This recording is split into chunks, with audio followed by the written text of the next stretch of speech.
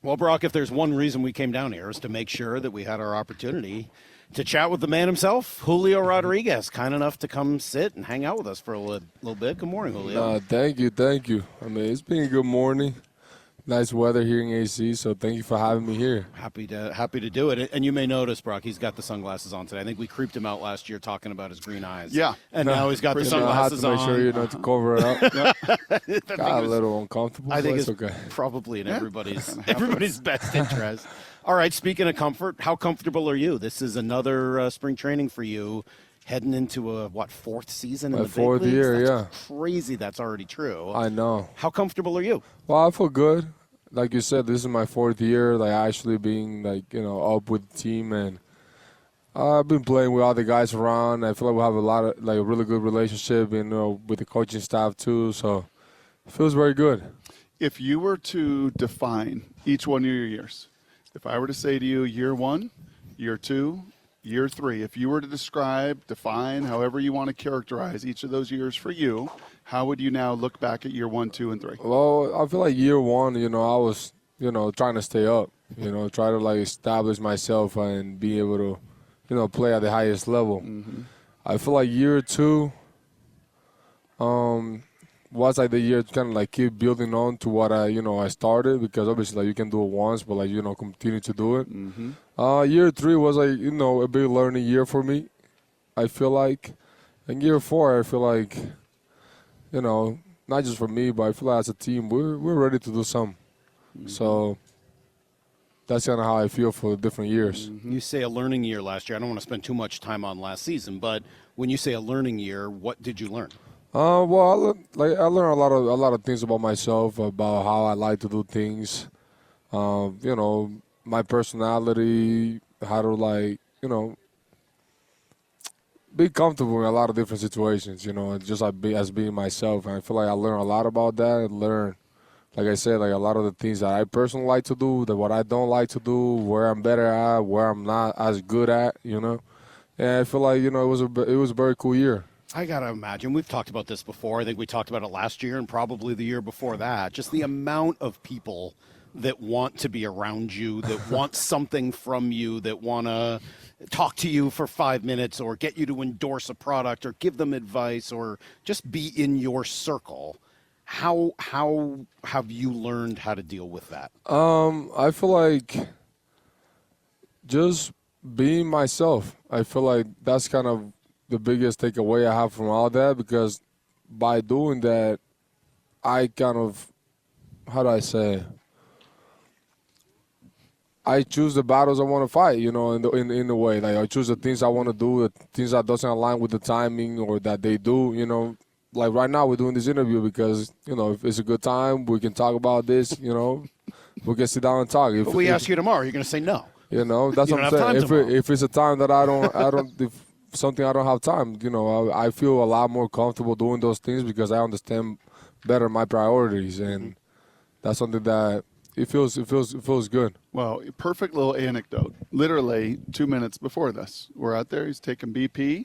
All the fans are out there, and it was Julio, Julio, Julio, Julio.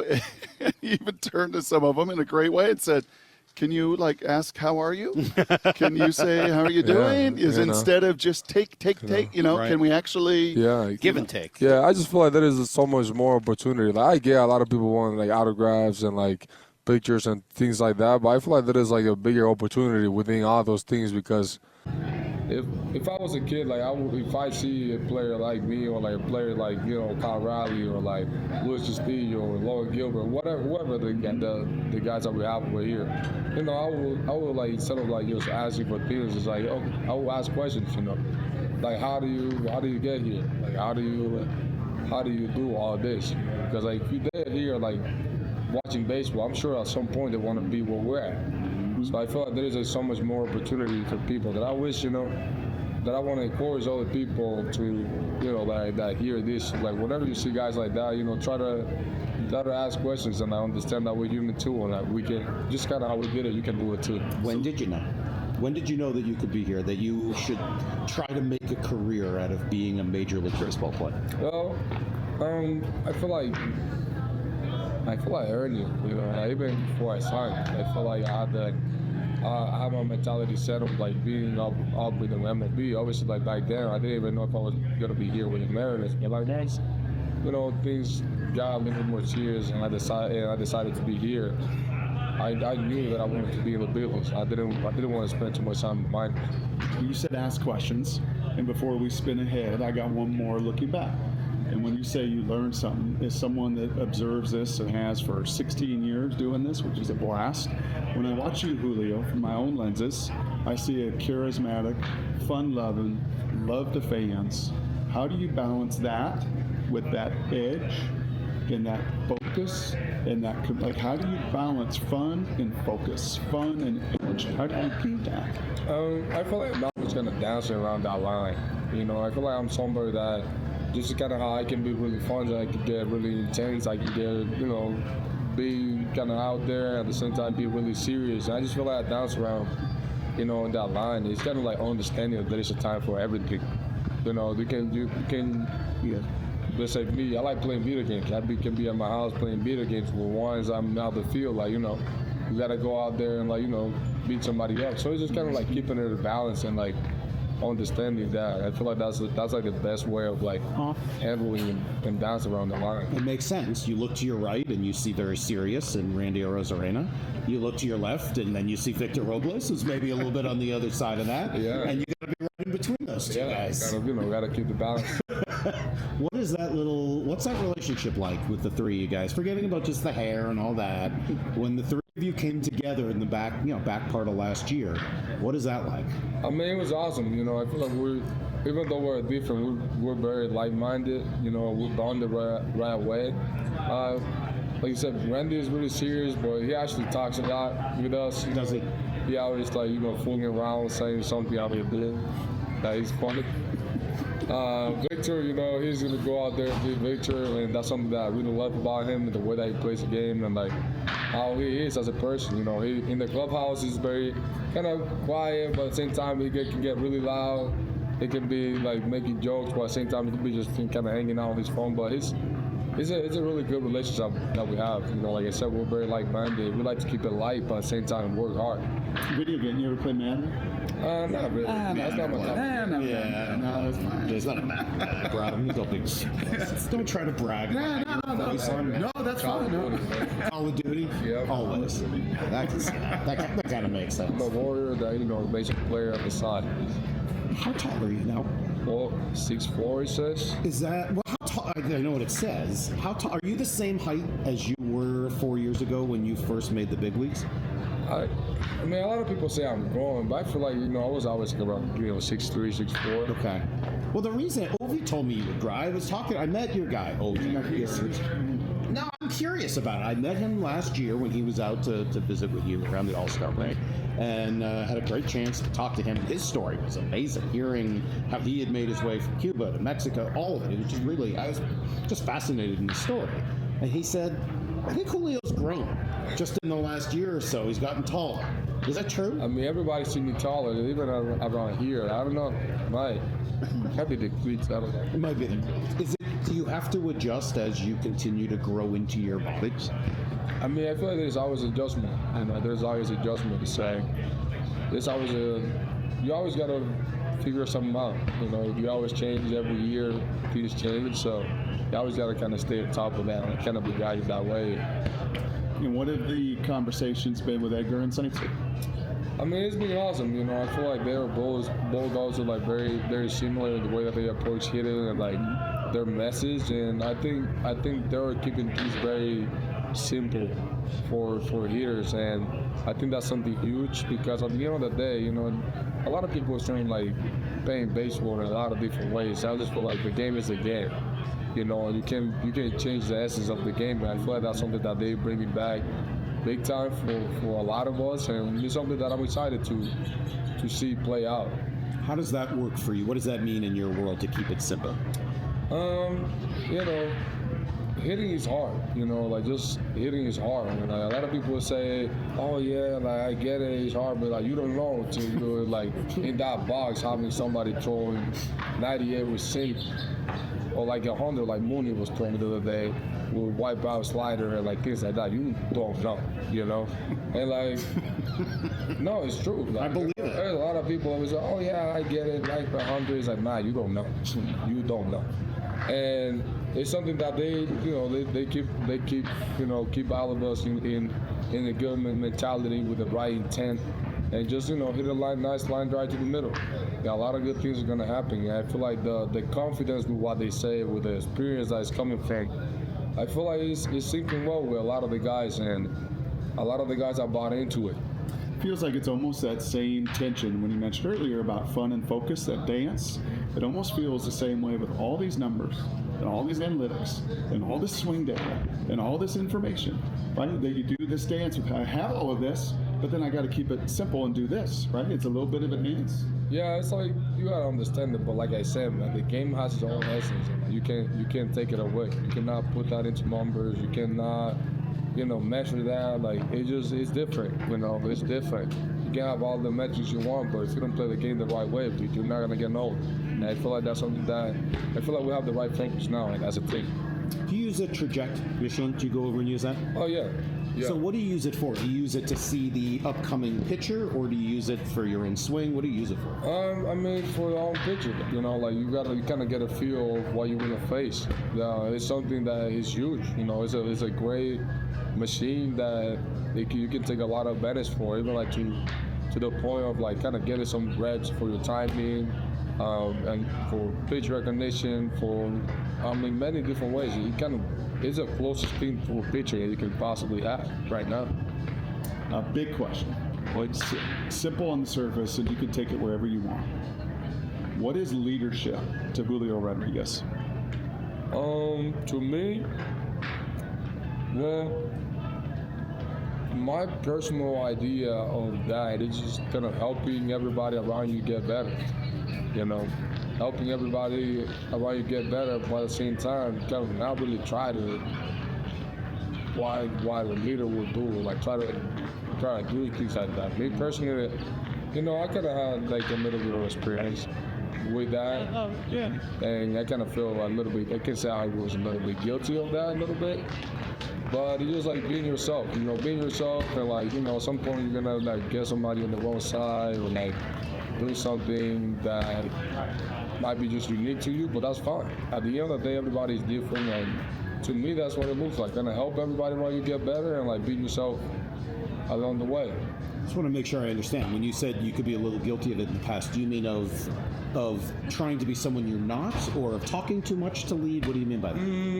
Kind of, it's when you're put in a position that you kind of sometimes kind of feel like, oh, what somebody being in this position will do. Kind of when you don't know. Sure. But at the end of the day, just be yourself. Be yourself, and like what it will be, and like at the end of the day, that's the most authentic thing that you can do. Yeah, it makes some of these questions interesting. We spend a lot of time talking about you, which has to be weird, right? We spend a lot of our time talking. You're the best, most talented guy on the team. When the team is hot, oh my God, Julio is amazing. When the team is not, why isn't Julio hitting? I mean, this is sports radio in 2025 with all of its pluses and silver cogs and minuses as well. In all of that research and looking at it, one of the things that I just found is you swing at a lot of pitches.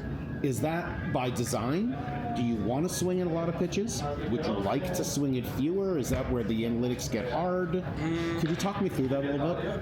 I just feel like I don't necessarily want to say I'm an extreme answer.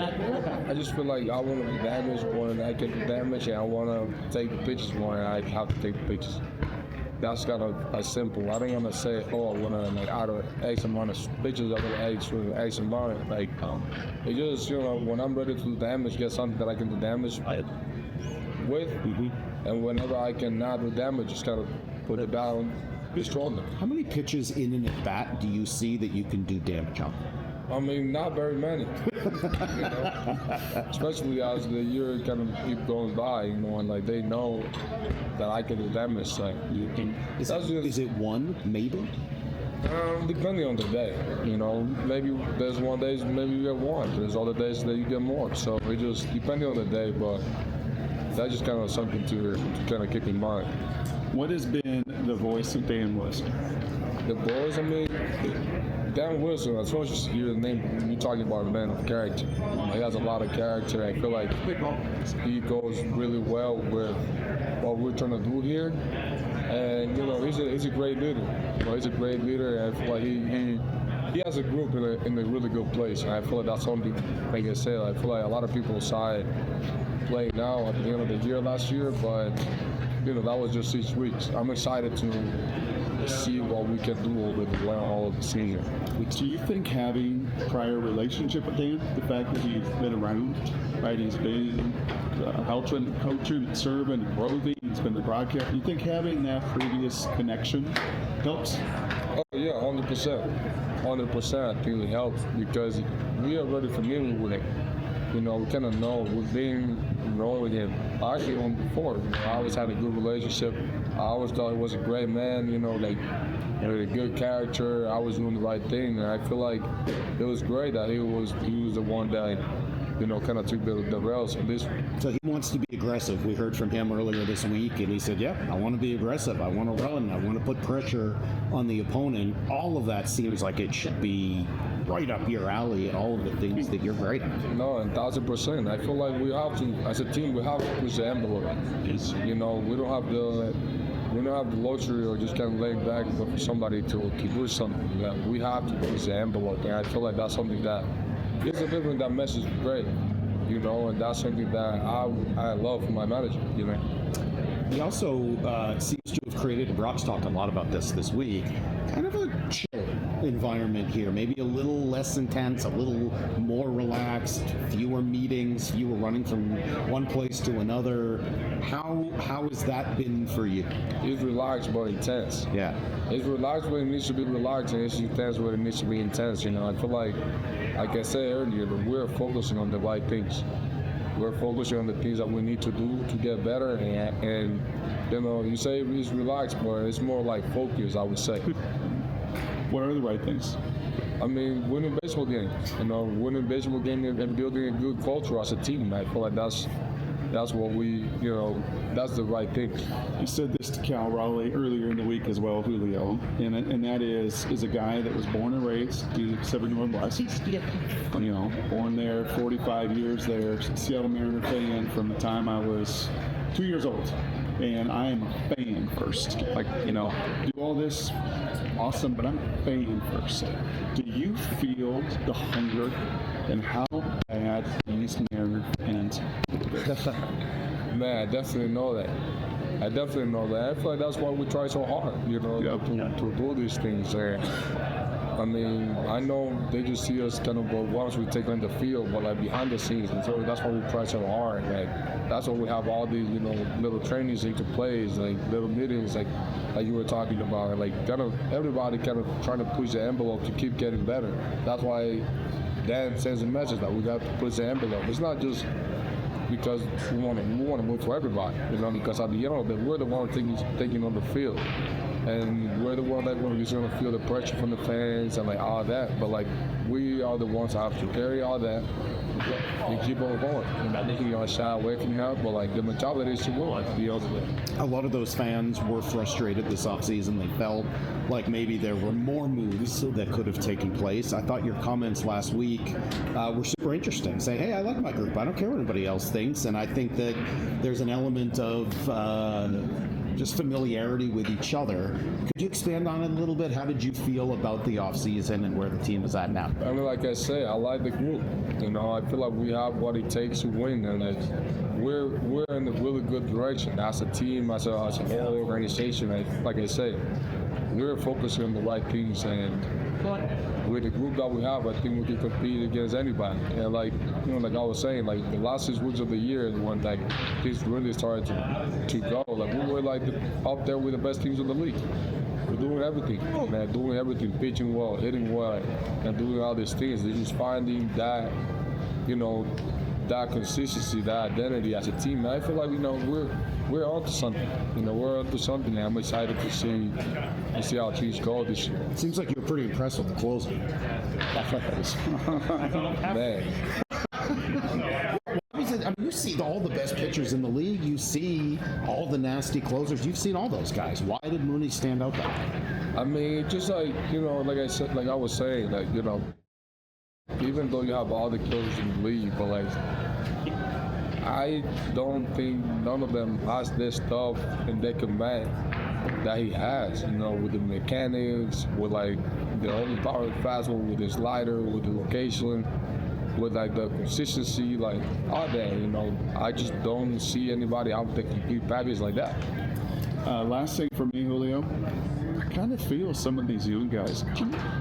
I remember 5-6 years ago, there was this kid named Julio Rodriguez, and he sat in the stands, and he'd watch the major league games, and we'd watch you around here, and you had this big presence, larger than life. Kind of feel like there's some young bucks like this Laz Montes Elijah and Arroyo and Cole Ambers. Like there's some young bucks that kind of got some juice to them. Yeah, no, they're doing the right thing down there. They're doing the right thing, and I'm sure once the time is set for them, they're gonna be from big help. Yeah, they're doing the right things, thinking the right things, and it's gonna be fun once they get up. Any of them come ask you questions? Yeah, I talk to them a lot. Especially with Michael and Laz too. I talk to them quite a bit. That's a big dude. Yeah, he's larger than me. No, so when you see that, I mean, You say El Gigante? El Grandot. He's large. Yeah. So what do you say to him? I mean, like, what do you tell somebody who's big like that, and how to make it work 162 times in a game like this? I mean, he's young. At the end of the day, he has all the talent, but there are things like he has to learn. You don't know what you don't know. That's kind of like the whole point of that. Just kind of talking with them. They're always going to have questions. You always want to be open with them, because at the end of the day, those are the guys, those are the kids that they're going to come up. They're going to have the talent and have the mentality to impact the team in the right way. So you want to have those group conversations, that good relationship, because they're going to end up being your teammates at some point. I'm sure that Brock, you were asking about all the different years. You go back to that first year. How much would you have liked the ADS challenge system in that first year? I mean, really, You've been tapping the top of that head. every time. Come on, let's tap it again. Yeah, every time. Do you think if that comes to the regular season next year, will you be somebody that will do that, or do you think, man, it's just too hard to figure out that outside? I mean, I just did it one time here. Yeah. I mean, there are just times that they're just clear the balls and they're just gonna get it wrong. But I think it's gonna be like, seeing the reaction of the umpire, they're not gonna like it. You do that. They don't like it. Yeah, I don't think so. I don't think CB likes it very much. That's for sure. I don't know. To comment on that. I know you do as well. Thank you so much. It's always great to come down, even with the sunglasses on. The charisma oozes out of you, and it's great to see you, man. Thank you so much. Hey, thank you guys. Hey, thanks for watching us at Spring Training. If you want more of this kind of content, it's pretty easy. Just subscribe. Yep, and you can always download the app. I think he tells you that every once in a while. You can download the Seattle Sports app as well.